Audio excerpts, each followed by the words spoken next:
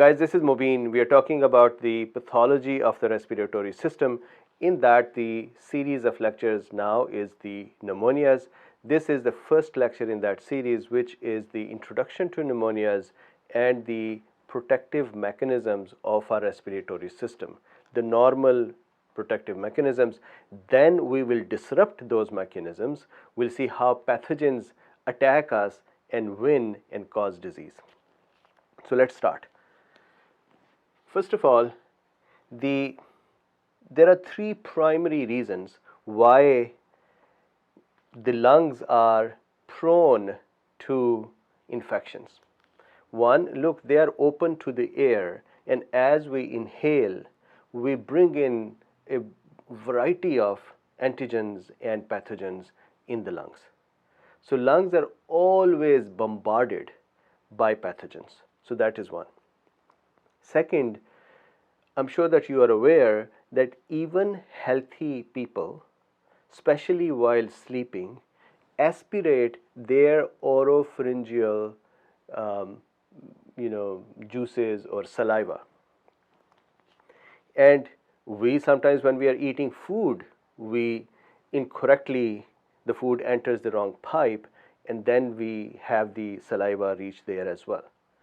So patients have the problem. There can be aspiration, which brings the pathogens in the respiratory pathway, and normal people have that problem as well, especially during the sleep. Third is that if there are other pathologies, other diseases of the lung, these diseases then predispose, make the lungs vulnerable, they make them weak to the pneumonias as well. So because of this, it is actually a miracle that we don't keep getting pneumonias all the time. Our lungs' protective mechanisms are very strong. However, they do break down every once in a while, resulting in infections and pneumonias. So let's look at the protective mechanisms. It is important to understand the protective mechanism so that you can then disrupt it and cause and understand the disease. Then you would correct it by giving the proper medications. So let's see. Let's start from here. A person inhales or inspires through the mouth and the nose. So these are the first layer of the protection.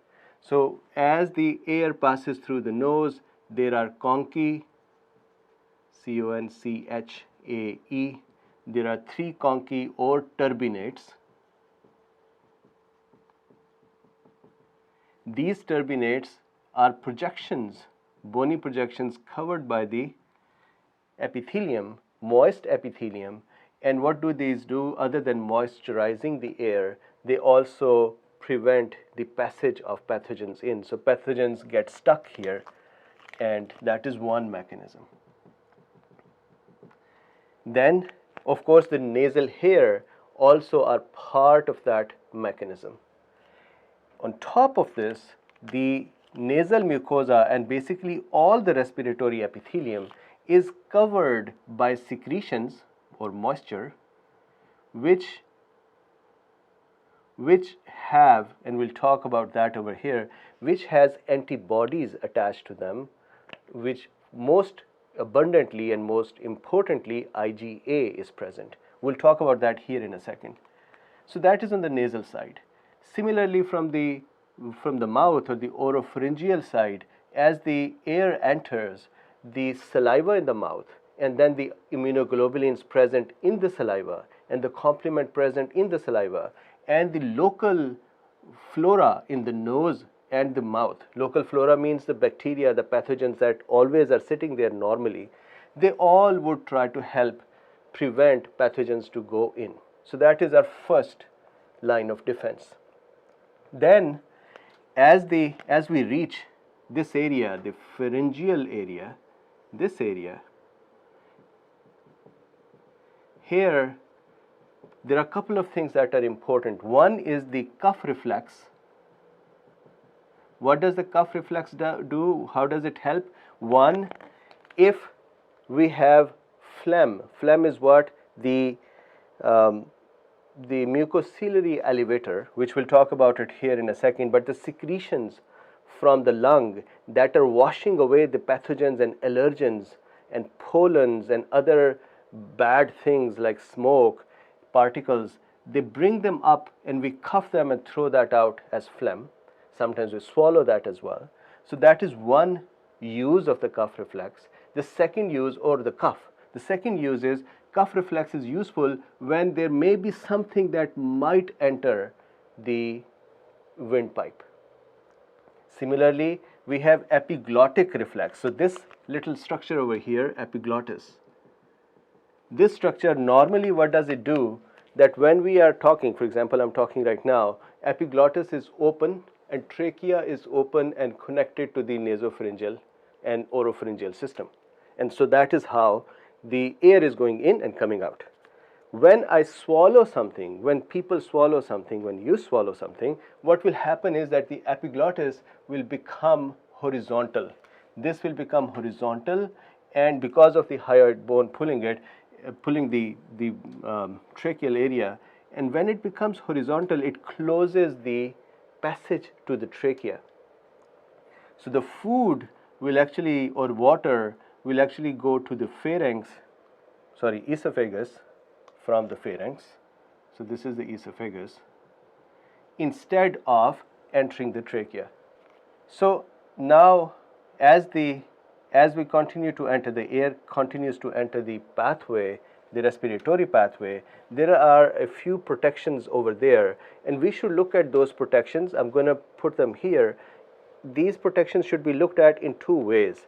One is when you are, or the patient is, or the person is exposed to an allergen or antigen for the first time, first exposure. So let's say there is a bacteria. Here is a bacteria. That bacteria decided to enter the respiratory pathway, and the nose did not do anything to prevent it, and the mouth did not do anything to prevent it, and it has entered the airway. First possibility is that this pathogen will get trapped into the mucocilliary elevator. Mucocilliary elevator. What is that? So the epithelium of the large airways have cilia on it, plus there is lots of mucus secretion that is sticking there. So what happens is this mucus is beaten upwards by the cilia. Cilia beat upward and move the mucus up. So anything that gets trapped in this mucus is brought up slowly, and finally we cough it out or we swallow it. So that is a mucociliary elevator. That is the first line of defense inside the large airways. Let's say the pathogen evades that. It continues to go on. Also remember, in the large airways and throughout the airways, we'll have immunoglobulins, but we'll talk about that in a second when we have second exposure. This is the first exposure. There are no antibodies to this pathogen yet. Now as the pathogen continues, and let's say it has reached the alveoli, it is here, and it is quite a happy pathogen now, and it says, well, you know what, I'm going to do some infections. Now what happens is, in here, first line of defense is going to be, not first, one of the lines of defenses is the macrophage.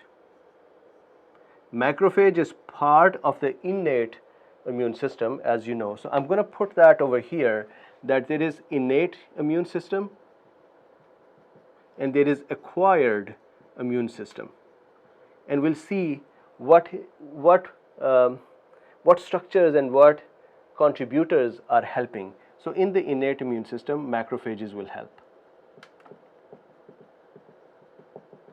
Now macrophages will engulf this pathogen, either break it up and throw it out, or they would actually, macrophages themselves would travel upwards with the mucociliary elevator and will get cuffed out with the pathogen in them.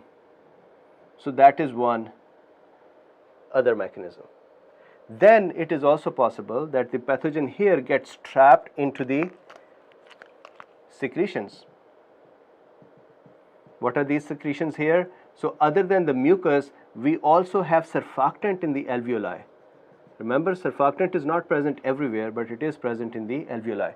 So the secretion of the mucus, this is a mucus gland, plus the surfactant, pathogen can get trapped in that and then slowly either macrophages ingest it or it gets moved out as well. This is a sad pathogen because it is going to be moved out. So that is another mechanism.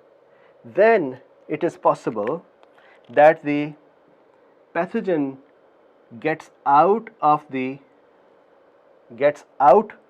alveoli and reaches through the lymphatics, if I make a lymphatic channel here, to a lymph node.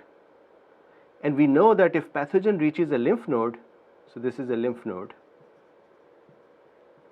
over there is going to be the immune system cells present as well that would help prevent the infection and combat this pathogen. So that is another mechanism. Then it is also possible that there are let's say a neutrophil is present here. So polymorphonuclear neutrophils or cells, PMN cells are present here. Now what happens is, when the pathogen is here, what can happen is that there are complement proteins. So this is a blood vessel. There are complement proteins that are coming in. So let's say C3 itself, which is a really important protein. So this is C3. C3 can become attached to the pathogen and C3A will become separated.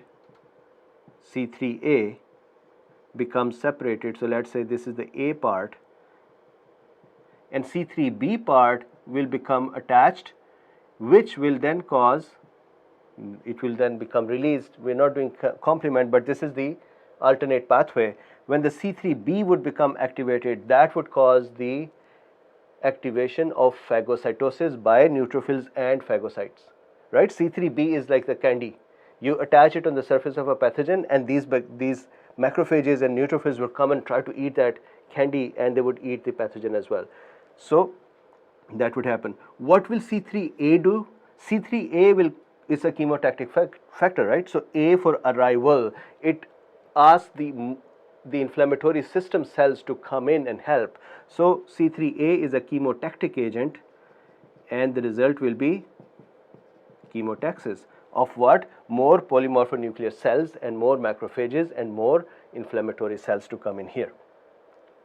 So that would be the mechanism when there are no acquired arm is involved.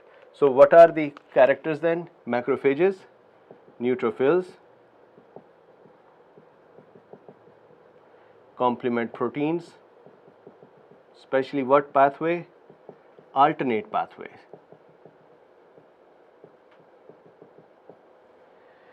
Are involved in the normal clearance. Now let's look at the second exposure or subsequent exposures. The person has been exposed to the pathogen once and now let's see what happens in the next time.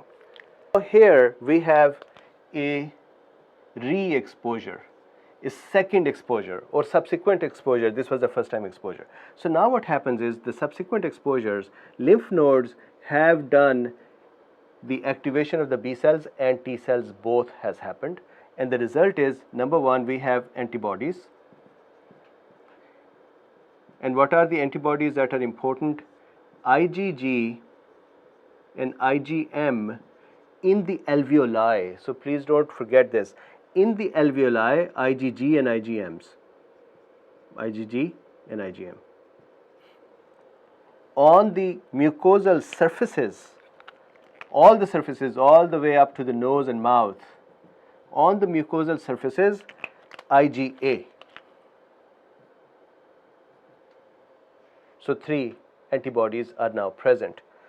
These antibodies are present. Why? Because the pathogen was taken to the lymph node. Lymph node has the B cells. B cells recognize the pathogen. We know that there is inflammatory process that causes the appropriate B cell to become active.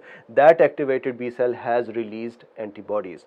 So now the next time when the pathogen comes in, so let's say this is the happy bacteria, thinks he want to go in and cause some sort of pneumonia, and now what is going to happen is the first possibility is other than all of this nose and mouth and trachea and all that. But the first possibility is that IgA will connect with the pathogen. So this is the IgA. It will bind with the pathogen and it will prevent the pathogen from binding to the epithelial cells and cause damage there. Now this pathogen plus IgA complex will be cleared out through the mucociliary system and we would either swallow it or throw it out. Let's say pathogen has continued to move on and has reached the alveolus. If it has reached here, now what will happen is there are two things that will happen. One is the innate arm and the other one is acquired arm. On the innate arm side, we know now that antibody, especially IgG, and pathogen, when they will connect, so let's say this is the pathogen and now there are antibodies that are present, when they will become attached, that would cause the classical complement pathway to become active. So complement C1 will become active, and from there the complement cascade would start, resulting again into number 1 C3A, which we saw here as well, C3B, which would cause the phagocytosis to increase, plus membrane attack complexes to be formed, which would help lyse and break down the pathogen. So that is the classical pathway. Classical pathway does not become active on the first time, it becomes active on the re-exposures because classical pathway needs antibodies and antibodies are not present on the first time. So that is the acquired arm plus the innate arm working together. How about the antibodies themselves? So of course IgG, for example, is an opsonin. So what will happen is IgG will bind with the pathogen and it would help opsonize it, correct? So now IgA here and IgG and IgM down here, plus increase phagocytosis and breakdown, plus the complement system activation, plus increase opsonization. So that, one more thing here, there are many T cells present here as well. There are many T cells that have come out of here and they are here as well. What are these T cells doing here? Look, B cells are sitting here and they are sending, they have become plasma cells, they are active cells, right? So they are making antibodies and they are sending antibodies from remote posts. They are firing antibodies. However, T cells that are cytotoxic, like cytotoxic T cells, they have to come into that area and combat and fight with the pathogens that are sitting inside the other cells. So cytotoxic T cells, natural killer cells, have to come in and work there. So you would see some plasma cells, but mostly the lymphocytes, which are T cells, present here. Now come back here. On the re-exposure, what are we going to see? We are going to see complement. I'm going to write re-exposure in green. We'll see complement, but the classic pathway. We'll see acquired side will have antibodies, IgA in the upper respiratory system and IgM and IgG inside the alveolar system or respiratory zone, alveolar system. We'll also have B cells that are active, we'll have T cells and natural killer cells that are active. Here we have macrophages further activated and neutrophils that are present as well. Now this is the normal mechanism and this would help resolve the infection. Imagine if this mechanism cannot resolve the infection, then amplify this mechanism and we'll start having pneumonia or the infection with the pneumonia problems that we'll talk next. Thank you.